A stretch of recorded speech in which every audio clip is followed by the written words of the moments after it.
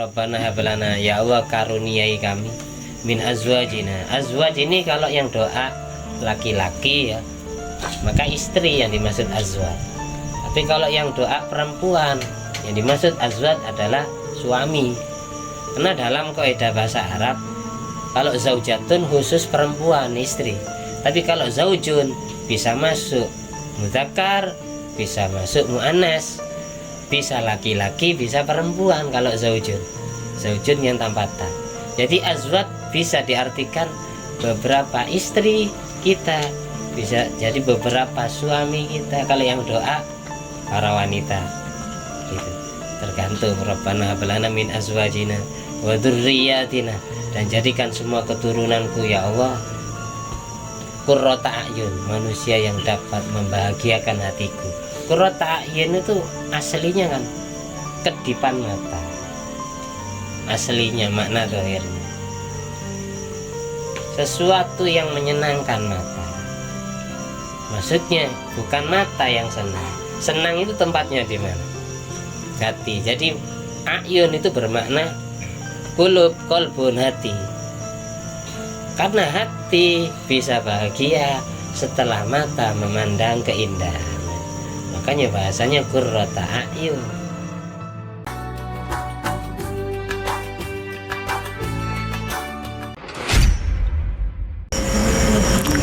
Assalamualaikum warahmatullahi wabarakatuh. Alhamdulillahirabbil alamin alladzi bi ni'mati tatimmus shalihat wa bi dzikri sulahai tatanazzalur rahmat wal barakat. Wassalatu wassalamu ala sayyidis sadat sayyidina wa maulana Muhammadin wal qadat wa ala alihi wa ashabihi al-anjumi zahirat, amma ba'du. Allahumma sholli ala ruhi sayyidina Muhammadin fil arwah wa ala jasadi fil ajsad wa ala qabri fil kubur wa ala alihi wa sahbihi wa sallim. Rabbi shrah li sadri wa yassir li amri wa hlul 'uqdatam min lisani yafqahu qawli. Rabbi zidni ilma warzuqni fahma. Allahumma iftah alaina futuhal arifin waj'alna khalisatan liwajhikal karim. Allahumma rzuqna fahman nabiyyin wa ilhamal malaikatil muqarrabin. Allahumma nawwir qulubana binuri hidayatika kama nawwaratal arda binuri syamsika. Allahumma inna na'udzubika min ilmin la yanfa wa qalbin la yakhsha wa amalin la yurfa wa du'ain la yusma. Allahumma sholli ala sayyidina Muhammadin wa ala ali sayyidina Muhammad madanil judi wal karam manba'il ilmi wal hilmi wal hikam wa barik wa sallim walhamdulillahirabbil alamin. Al-Fatihah. Bismillahirrahmanirrahim. Alhamdulillahirabbil alamin arrahmanirrahim maliki yaumiddin. Iyyaka na'budu wa iyyaka nasta'in ihdinas siratal mustaqim siratal ladzina an'amta 'alaihim ghairil maghdubi 'alaihim waladdallin. Amin. Kita mulai membaca kitab-kitab salaf karya ulama-ulama terdahulu. Yang jelas semua pengarang kitab musannaf itu rata-rata walinya Allah, kekasihnya Allah. Karena tidak sembarang orang. Kemarin Imam Nawawi, Abu Ishaq Asy-Syirazi habis hatam kitab langsung mimpi Rasulullah. Kemarin juga diceritakan Imam Yahya bin Abu Bakar Al-Amiri, pengarang kitab Bahjatul Mahafil, mimpi Rasulullah mengusap punggungnya. Setelah bangun tidur, bekas jari-jari kenabian nampak membekas di punggungnya, ngecap sampai beliau meninggal dunia. Jadi sepanjang beliau hidup masih ada bekas telapak tangan Rasulullah, padahal itu hanya dalam mimpi, apalagi langsung ketemu orangnya. Ini masyhur ceritanya dan banyak yang menyaksikan, melihat langsung bekasnya. Kemudian diceritakan yang ketujuh, ini masih bahas kitab-kitab Dzikru Ba'dil Kutub. Sebelum kita ke inti ya, ke pembahasan inti itu mulai adab sampai ke belakang. Jadi pembahasan inti dari kitab ini itu dimulai dari halaman 68 itu, mulai bahas inti ilmu-ilmu. Tapi sebelum kita membahas ke sana, kita dikenalkan karya-karya ulama yang wali-walinya Allah. Kanal Habib Idrus bin Umar Al-Habsyi radhiyallahu an yarwi an Sayyidinal Imam Abdillah Al-Haddad. Ada seorang ulama namanya Habib Idrus bin Umar Al-Habsyi meriwayatkan ilmu dari pengarang Ratibul Haddad. Ratib Haddad ini terkenal seluruh dunia. Hampir setiap masjid musola habis maghrib itu atau habis asar baca Ratib Haddad. Pondok pesantren, madrasah, pengarangnya tidak ada yang kenal kita kan. Padahal pengarangnya makamnya ada di Yaman, Hadramut. Tapi bacaannya sudah ratusan tahun yang lalu sudah dibaca di bumi Indonesia. Wiritannya diamalkan. Annahu kana la yazalu salah satun minal kutub tuqra alai. Katanya beliau, tidak henti-hentinya 3 kitab ketika dibaca kullama tamma kitabun minha. Kalau kitab itu sudah hatam tamat, bacanya ngajinya, amara bi'adatil qira'ah fi min awwalihi wa hakadha. Beliau Habib Abdullah Al-Haddad ini memerintahkan murid-muridnya agar ngulangi baca kitab itu lagi dari awal dan seterusnya. Apa saja kitab itu yang dimaksud? Ada 3 kitab. Kalau kita hatam kita tidak boleh bosan, suruh ngaji lagi. Jangan mentang karena sudah hatam terus saya pernah belajar kitab itu ya, tidak apa-apa, belajar lagi, diulangi lagi, ngaji lagi. Karena kadang ngaji kita yang pertama dengan yang kedua itu ada wawasan tambahan tanpa kita sadari. Apa saja 3 kitab yang dimaksud? Wahia kitab Riyadhus Shalihin. Ini terkenal kalau Riyadhus Shalihin. Yang kedua Maqalun Nasihin. Yang ketiga Syarhul Hadiqah Alal Urwatil Wusqa karya Syekh Muhammad bin Umar Bahrab. Karena 3 pengarangnya ini orang-orang hebat, walinya Allah. Bahkan saya pernah ngaji ke guru saya Al-Maghfulah Ki Abdurrahman Sakur. Saya dulu ngaji kitab Riyadhus Shalihin. Saya pas itu tidur, saya duduk sama Habib Umar sebangku, Habib Umar bin Sholeh Segaf sebangku ngajinya. Terus tiba-tiba guru saya Al-Maghfulah Ki Abdurrahman Sakur itu menghampiri saya tapi tidak dibanguni. Beliau makna kitab Riyadhus Shalihin sambil berdiri. Saya tidur di bangku gini, beliau makna sambil makna, tidak dicolek, ditulis dan tidak dibiarkan. Setelah saya bangun beliau ngomong gini, saya dulu ngaji kitab Riyadhus Shalihin ini kepada Al-Maghfulah Ki Abdul Hamid Pasuruan. Ki Hamid itu jarang diterangkan. Jadi kalau ngaji kitab Riyadhus Shalihin jarang diterangkan sama Yai Hamid, cuma dibaca, dimaknai, dibaca, dimaknai. Terus Yai Hamid tahu gini, kalau kitab Riyadhus Shalihin dibaca saja itu sudah pengaruhnya besar, dapat membuat hatinya pendengar dan pembacanya itu bercahaya. Daunnya Yai Hamid. Pasti saya kaget beliau karena daunnya pas di atas saya terbang. Tuh ulama-ulama terdahulu, kiai-kiai kuno itu tidak mau mengganggu muridnya sedang tidur. Itu lihat Anda. Cuma makna dia di pinggir saya beliau. Tidak dibangun. Ya teman Sakur. Tapi saya yakin beliau itu walinya Allah. Karena apa? Saya pernah menyaksikan sendiri dari sekian ratus orang yang bertamu itu tahu asalnya dari mana. Saya pernah sama teman saya itu sowan, beliau di kursi roda. Itu beliau kemudian termasuk tamu pertama itu saya yang diterima. Kan awalnya saya datang ditolak sama hatamnya.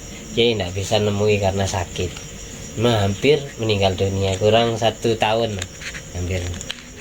Terus saya bilang gini ke hatam itu, bilang saya santrinya beliau, saya muridnya beliau, Mansur gitu, bilang ke Kiai salam, saya ingin ketemu meskipun sebentar gitu. Ternyata diaturkan, coba saya tidak berani mas ya, coba dulu. Akhirnya hatam ke belakang, ternyata setelah balik bilang ke saya, iya disuruh masuk, disuruh masuk, suruh tunggu.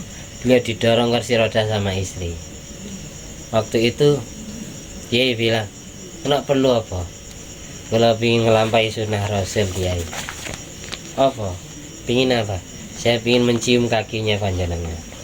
"Iya wis, cium kaki saya itu." Akhirnya saya cium kakinya beliau. Nah, saya cium kakinya. Setelah itu beliau pesan gini, "Kamu sering hidup di perantauan, kamu sering jadi orang monco, orang manca itu, orang yang sering perjalanan. Memang jadi orang berilmu itu harus seperti itu." Katanya Imam Syafi'i itu, santri itu harus kasyamsi li dunia, harus jadi matahari untuk dunia. Matahari itu kalau tidak jalan dari timur ke barat, maka yang bagian barat iri, yang tidak kebagian cahaya. Memang jadi orang alim itu harus jalan ya, di mana-mana ngajar, di mana-mana selalu jadi lentara, bisa nyalurkan ilmu meskipun yang diajari cuma sedikit, 1 orang, 2 orang, 3 orang. Yang penting kamu itu jalan kayak matahari. Itu pesannya Kiai itu. Jadilah kamu lentera meskipun kelasnya kayak lilin, katanya beliau. Meskipun kelasnya kayak lilin yang berada di tengah-tengah sawah, tetap terang. Maksudnya apa? Jadi orang itu harus jadi khairunas anfa'um linnas. Kalau punya ilmu ya ilmunya yang manfaat untuk orang lain. Kalau punya harta ya hartanya manfaat. Punya tenaga ya tenaganya yang manfaat. Pokok selalu memfasilitasi orang, memberikan kemudahan orang, maka hidup kita juga Allah mudahkan. Kesimpulan, uripe sering nyusahno wong ya uripe ya susah. Uripe sering bungakno wong, uripe pasti dibungakno. Intinya kesimpulannya hidup kan itu. Wallahu fi aunil abdi ma damal abdu fi auni akhi. Allah selalu menolong hambanya selagi hamba itu mau peduli sesama.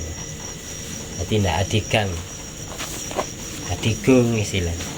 Harus jadi orang yang adiguna, berguna untuk orang lain. Itu Riyadhus Shalihin, kecil kitabnya, kitab hadis yang ngarang Imam Nawawi juga, Imam Syarafuddin An-Nawawi, yang dulu kisahnya ya, beliau Imam Nawawi kalau malam hari ngarang kitab kan dulu tidak ada lampu, jadi tangan kanan nulis kitab, tangan kiri bersinar. Imam Nawawi. Kalau Imam Rafi'i masih cari pepohonan, kalau ngarang kitabnya di malam hari, beliau langsung nulis di bawah pepohonan, nanti daun-daun itu yang bersinar. Kalau Imam Rafi'i. Kalau Imam Nawawi langsung jari kirinya yang bersinar, ini tangan kanannya yang nulis. Itu Imam Nawawi. Bedanya kalau Imam Rafi'i nikah, punya keturunan, kalau Imam Nawawi tidak nikah sampai akhir hayatnya. Karena apa?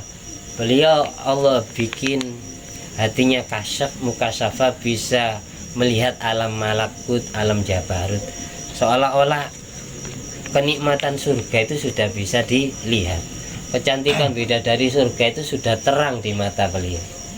Jadi kayak tidak syahwat kepada manusia itu. Jadi setiap sampai banyak orang-orangnya hasud zaman itu di kota Nawa yang hasud kepada Imam Nawawi.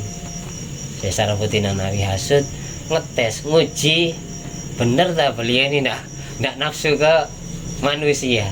Diuji ketika beliau zikir, lagi kholwat ya, zikir itu digoda dari jendela, ada yang ngintip, seru dandan cantik. Semua wanita ataupun bencong-bencong sing dandan wedok, kok tersinggung kamu? Semua wanita yang godain beliau, semua orang yang terlibat dalam itu, yang ngintip beliau wiritan, niat godai imannya Syekh Nawawi ya, itu langsung dagingnya rontok. Setelah ngintip itu langsung dagingnya ini rontok, daging wajahnya. Jadi langsung orangnya masih hidup, tidak mati, tapi wajahnya ini tidak berdaging, kayak tengkorak gitu. Akhirnya takut semua. Itu korbannya bukan 1 orang 2 orang. Orang yang suudon kepada Imam Nawawi, masa sesama manusia tidak nafsu kepada orang yang cantik? Ya beda kelas. Orang yang kayak gitu jatuh cintanya ya kepada Allah luar biasa daripada ke manusia. Siti Zulaikha di kitab ini nanti disebutkan. Ada kisah sih. Kita kan semuanya dengar cerita Siti Zulaikha. Seolah-olah Siti Zulaikha yang mau memperkosa Nabi Yusuf kan ya. Tapi setelah Siti Zulaikha itu dinikahi beneran sama Nabi Yusuf, malah tidak mau disetubui. Tidak mau disetubui. Kan Siti Zulaikha tua. Terus kemudian didoakan sama Nabi Yusuf jadi muda lagi. Di tafsir Jalalain jadi muda lagi. Kayak wanita usia 20 tahun yang asalnya nenek-nenek sudah tua renta. Setelah itu dinikahi sama Nabi Yusuf setelah dimasukkan Islam, ikut agamanya Allah. Siti Zulaikha mulai sejak masuk agamanya Allah, dia tidak mau disetubui sama Nabi Yusuf. Diajak malam mintanya pagi, diajak pagi ditunda siang, selalu ditunda-tunda. Sampai gini, Zulaikha, dulu kamu memaksa saya suruh menyetubuimu, sekarang nikah beneran kamu malah saya ajak tidak pernah mau. Jawabannya Siti Zulaikha itu unik. Sejak aku masuk Islam, masuk agamanya Allah, tidak ada satupun mahabbah, rasa cinta yang mengalahkan cintaku kepada Allah. Akhirnya Nabi Yusuf gini, hendak saya ini diberi wahyu sama Allah, suruh sampaikan kepada kamu, karena saya akan dikaruniai anak yang akan jadi nabi penggantiku, yang terlahir dari rahimmu. Dua nabi, Nabi Ibrahim, Nabi Ibrahim. Ya, termasuk itu cucunya Nabi Yusa bin Nun. Nabi Yusa bin Nun bin Ibrahim bin Yusuf alaihissalam. Nabi Yusa ini masih cicitnya Nabi Yusuf, masih ponakannya Nabi Musa. Ada Nabi itu Nabi Yusa bin Nun. Karena kita yang kita tahu Nabi itu kan cuma 25 itu. Aslinya Nabi itu banyak. Semua saudaranya Nabi Yusuf itu jadi Nabi. Nabi Yusuf itu putranya Nabi siapa? Nabi Yusuf putranya Nabi Yakub. Bukan Nabi Hadori. Nabi Yakub. Nabi Yakub putranya Nabi Ishak. Nabi Ishak putranya Nabi Ibrahim. Nabi Ishak putranya Nabi Ibrahim. Jadi semuanya cucunya Nabi Ibrahim jadi nabi. Semua nabinya Allah itu keturunan Nabi Ibrahim dari jalur Nabi Ishak, kecuali Nabi Muhammad SAW keturunan Nabi Ibrahim dari jalur Nabi Ismail. Kalau yang selain itu kayak Nabi Lut bin Harun. Harun ini masih saudara kandungnya Nabi Ibrahim. Jadi Nabi Lut ponakannya Nabi Ibrahim. Nabi Soleh, Nabi Hud ini kaum Ad, kaum Samud. Itu beda, ya beda masa sama Nabi Ibrahim. Bukan satu jalur, bukan anak cucu Nabi Ibrahim, Nabi Soleh sama Nabi Hud. Nah, tapi Nabi Ibrahim, Nabi Soleh, Nabi Hud kalau diteruskan ke atas, ini masih anak cucunya Nabi Nuh. Nabi Nuh kalau diteruskan ke atas, ini masih anak cucunya Nabi Idris. Nabi Idris kalau diteruskan ke atas, masih anak cucunya Nabi Sis bin Adam alaihissalam. Jadi makanya dikatakan Nabi Nuh adalah bapaknya manusia kedua setelah Nabi Adam. Itu porosnya di Nabi Nuh setelah Nabi Adam. Setelah itu baru bercabang nih. Jadi berapa benua? 5 benua ya. Nabi Yakub ini punya istri 4. Dari istri pertama namanya Lia itu punya anak 6. Saudaranya Nabi Yusuf itu 12 saudaranya Nabi Yusuf. Ada yang 12 bersaudara. Tapi 12 ini ya tidak dari satu ibu. Nabi Yakub nikah dengan wanita namanya Lia. Ini punya anak 6, laki-laki semua, jadi nabi semua. Nabi Yahuda yang kemudian oleh anak cucunya dijadikan agama Yahudi ya. Nabi Yahuda, terus Nabi adiknya Nabi Yahuda itu Nabi Sam'un, Nabi Yahuda, Nabi Sam'un, Nabi Lawe, Nabi Royalun, Nabi Yasjar. Kurang 1 orang. Siapa setelah Yahuda itu? Oh, Rubil. Ya, anak kedua itu Rubil namanya. Nabi Yahuda, Nabi Rubil, Nabi Sam'un, terus Nabi Royalun, Nabi Lawe, dan Nabi Yasjar. Ada nabi itu namanya, tapi bukan jadi rasul. Ini cuma nabi, 6 orang. Terus setelah wafatnya Lia, Nabi Yakub menikahi adiknya. Ada yang bilang menikahnya setelah wafatnya Lia. Lia punya adik perempuan namanya Rohil. Ada yang bilang langsung kakak beradik dinikahi secara bersamaan. Karena apa? Dalam syariat Nabi Yakub tidak sama dengan syariat Nabi Muhammad. Boleh menggabung 2 bersaudara, boleh. Itu ada yang bilang gitu. Ada yang bilang Nabi Yakub menikahi Rohil setelah wafatnya kakaknya yang namanya Lia. Dari Rohil ini kemudian lahirlah 2 nabi, namanya Nabi Yusuf sama Nabi Banyamin. Nabi Banyamin ini adiknya Nabi Yusuf. Jadi bukan pelawak tak jadi Banyamin. Nabi itu ada Nabi Banyamin. Terus dari istri ketiga Zulfa namanya lahir 2 orang, Nabi Dani sama Nabi Naftali. Dari istri keempat Balha namanya, lahir 2 orang nabi juga, laki-laki semua. Jadi sama Asyir. Ada Nabi Jadi itu ada. Nabi Dani. Ada Nabi Dani. Tapi semuanya ini jadi nabi, tidak jadi rasul, kecuali Nabi Yusuf tok yang rasul. Nanti yang derajatnya paling tinggi cuma Nabi Yusuf. Saudara-saudaranya yang lain ini hanya jadi nabi. Kalau nabi ya tidak wajib menyampaikan nubuahnya, tidak wajib ngaku jadi nabi. Tapi kalau rasul wajib menyampaikan risalahnya, wajib ngaku aku ini adalah rasul. Seperti itu bedanya.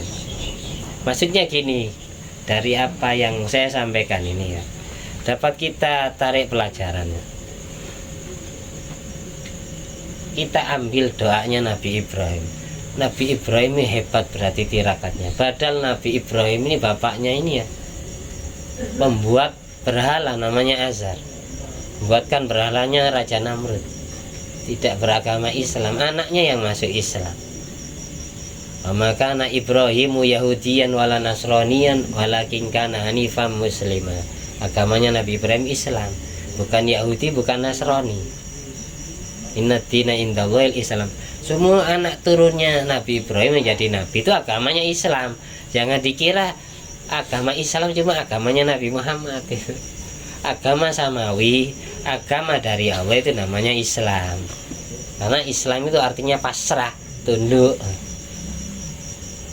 Seperti itu. Jadi dengan menyebutkan cerita-cerita orang soleh ini pasti dapat mengampunkan dosa-dosa kita. Pasti beliau itu hadir. Inda dzikri sholihin tatanazzalu rahmat wal barakat. Ketika cerita orang soleh, apalagi yang diceritakan Nabi ya, itu diceritakan pasti rahmat Allah turun menyelimuti orang yang lagi asik bercerita dan mendengarkan cerita. Pasti diistighfarkan oleh para malaikat, malaikat rahmat.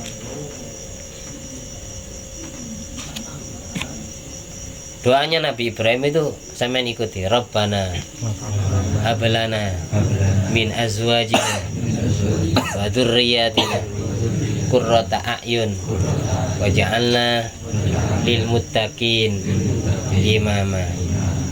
Rabbana hablana, insyaallah hafal semua.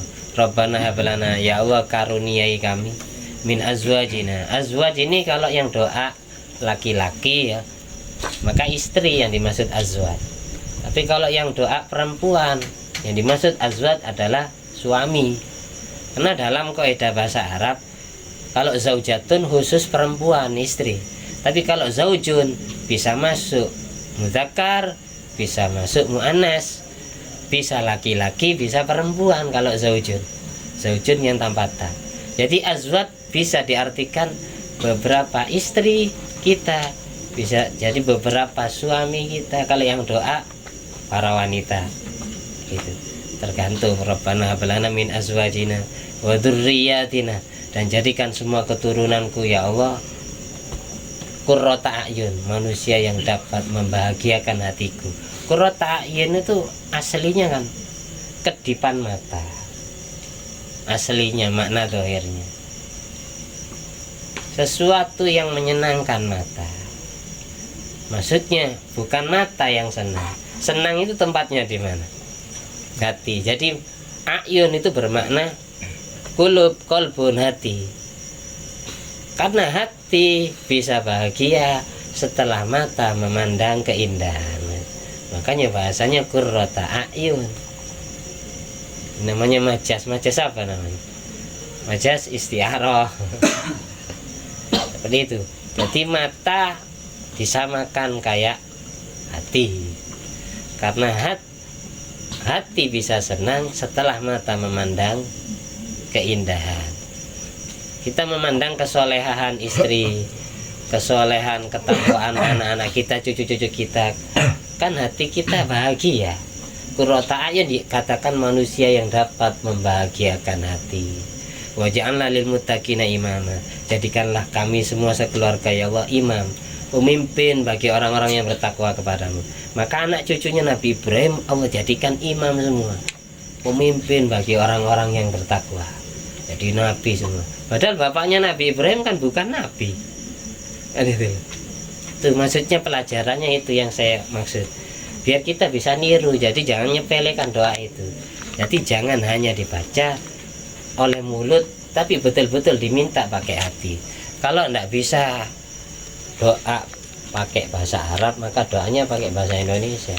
Jadi meskipun calon istri kita belum ketemu orangnya, atau calon anak dan cucu kita belum ketemu siapa namanya, kelaminnya apa, didoakan, diterakati mulai sekarang, biar Allah tata semua, Allah jaga semua.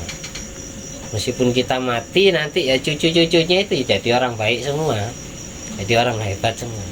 Makanya di surat Kahfi itu wa amal jidaru fakana li ghulamaini yatimaini wa kana tahtahu kanzul lahuma wa kana abuhuma sholiha fa arada ayyablugha ashuddahuma wa yastakhrija kanzahuma rahmatan mir rabbik. Al-ayah. Di surat Kahfi itu ada cerita dua anak yatim yang bernama Sorem sama Asram. Gara-gara abuhuma sholiha, bapaknya soleh, sehingga hartanya Allah jaga,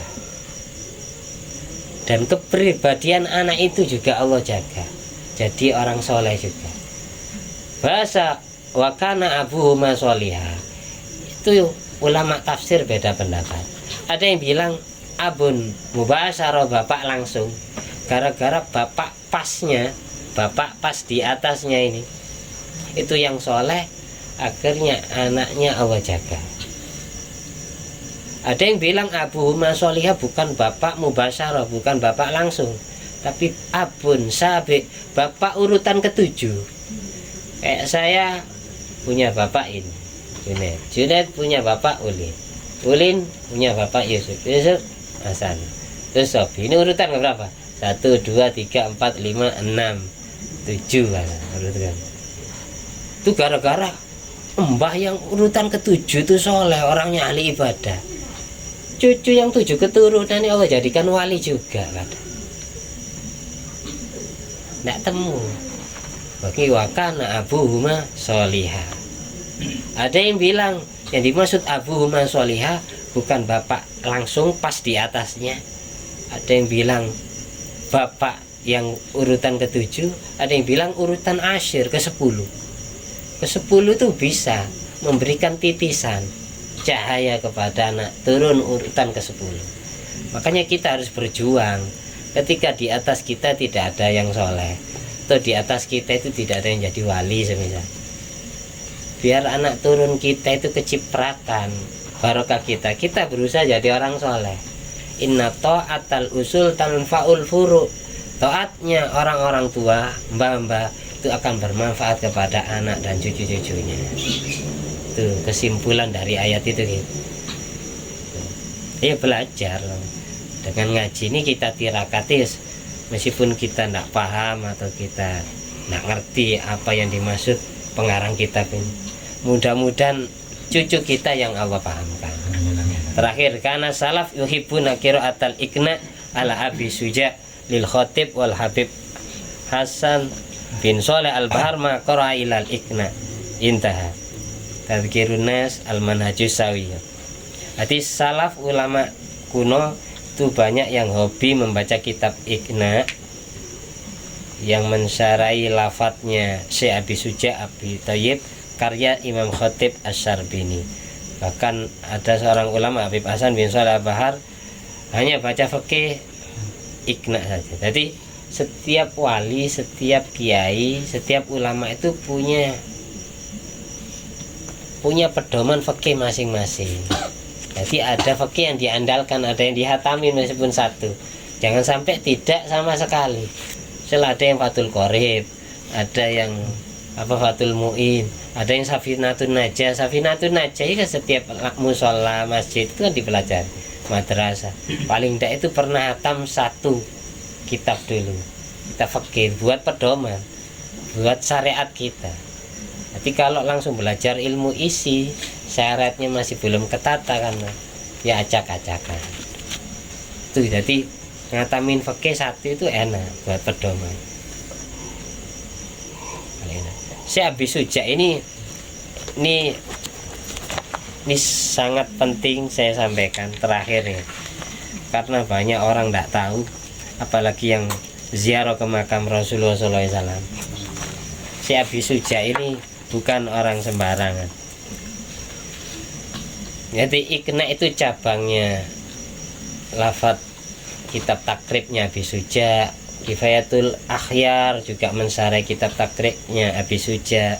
Terus Fathul Qorib karya Syekh Muhammad bin Qasim As-Sakandari juga mensarai kitab takribnya Syekh Abi Suja.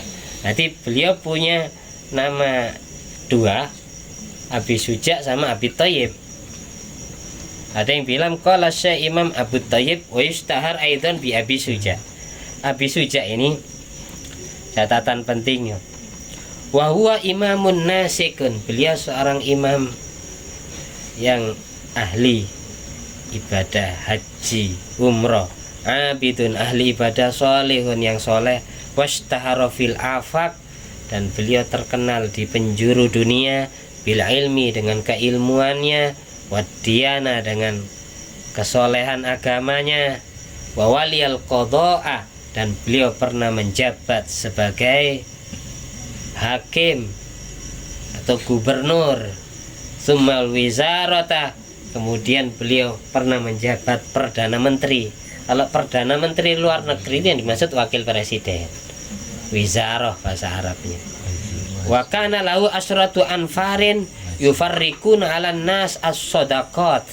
Beliau ini punya 10 badan lazizwa, bagian bagi-bagikan sodako ke fakir miskin. Di masing-masing orang yusarifu ala yadil wahid minhum mi'atan wa isrina alfa dinarin. Masing-masing orang dapat jatah 120.000 uang keping emas. Fa'amma ihsanuhu as-solihin wal akhyar. Jadi pada saat menjabat gubernur dan perdana menteri, beliau ini menjatah rakyatnya, kaum yang dipimpin. Summa sara zahidan lidunya. Setelah beliau jadi orang kaya besar, kemudian suatu saat beliau menjadi seorang yang zuhud, meninggalkan dunia. Wa aqama bil Madinah asy-Syarifah, dan bermukim di kota Madinah Al-Munawwarah. Jadi aslinya beliau dari kota Isfahan.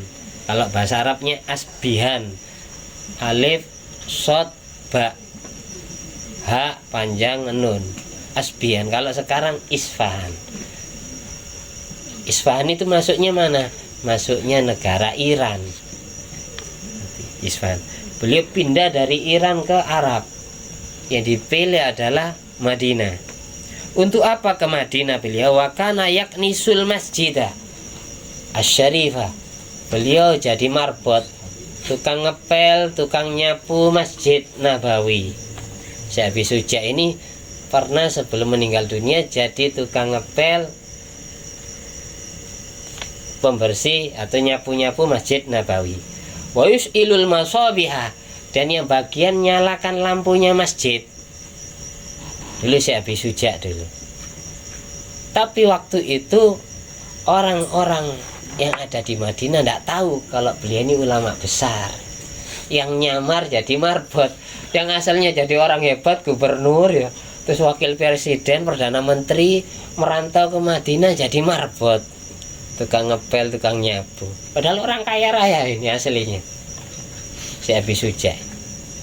Wa yakhdimul hujratas syarifah, dan beliau mengabdikan dirinya terhadap kamar mulia. Apa yang dimaksud kamar mulia? Apa hujratas syarifah? Yaitu makam Rasulullah, kamarnya Siti Aisyah. Allahumma sholli ala sayyidina Muhammad. Jadi Syekh Abi Suja pernah jadi kuncen, juru kuncinya makam Rasulullah. Ini jarang dikutip oleh orang-orang. Wa asya mi'atan wa sittina sanatan. Beliau hidup dalam umur 160 tahun. Jadi usia beliau 160 tahun. Walam yakhtal lahu udhun minal a'dha. Anehnya usia segitu, usia 160 tahun, tidak ada satupun anggota tubuh beliau yang cacat. Ya ndak bungkuk, giginya ya utuh, matanya ndak rabun, beliau sempurna semua. Ndak ada yang cacat. Umur 160 tahun. Fasuila an sababi dzalik. Kemudian ada salah satu orang yang tanya kepada beliau, kenapa jenengan kok bisa awet muda ya? Jalan, tidak pernah pakai tongkat ya? Tidak punya kolesterol, rematik ya? Kok sehat walafiat? Beliau jawabnya gini, faqala hafidnaha fis sighar fa hafidhahallah fil kibar. Karena aku jaga anggota tubuhku mulai kecil dari maksiat kepada Allah, sehingga Allah menjaga tubuhku di saat aku tua renta. Wa mata sanata samanin wa samanina wa arba'i mi'atin, dan beliau wafat di tahun 488 Hijriah. Wafat di tahun 488 Hijriah. Wa dufina bil masjid, ini yang paling penting. Wa dufina bil masjid, makam beliau di mana? Beliau dimakamkan di masjid alladzi banahu, yang dibangun beliau sendiri. Masjid tempat sujud beliau, jadi tempat kholwat beliau sendiri. Beliau dimakamkan di masjid yang beliau bangun sendiri. Wa ra'suhu qaribun minal hujratin nabawiyah.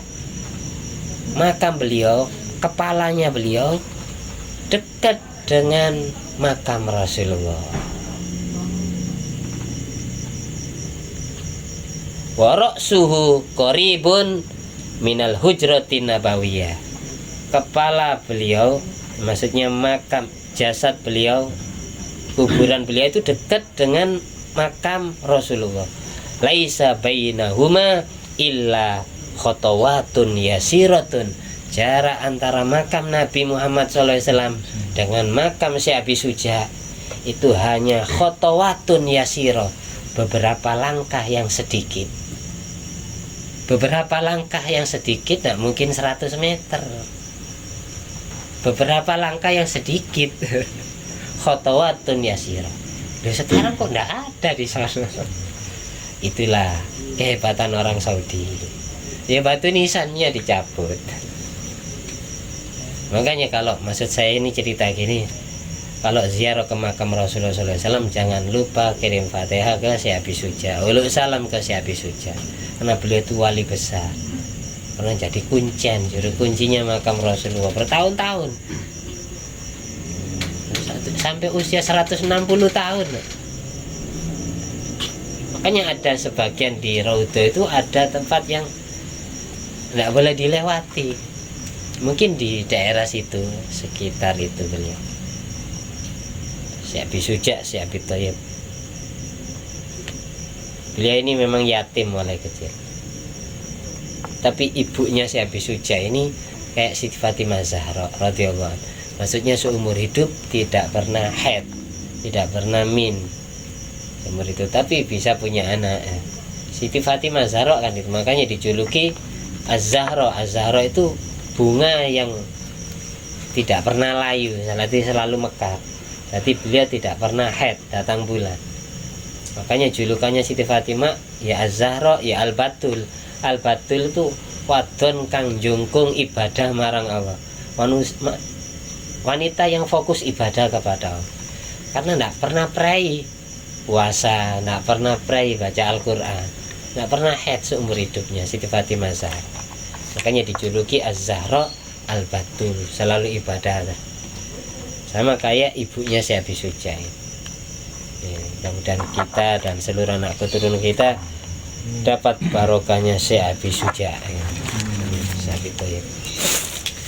dan kita semisal panjang umur dan organ tubuh kita sempurna, tetap sehat walafiat seperti orang muda ya.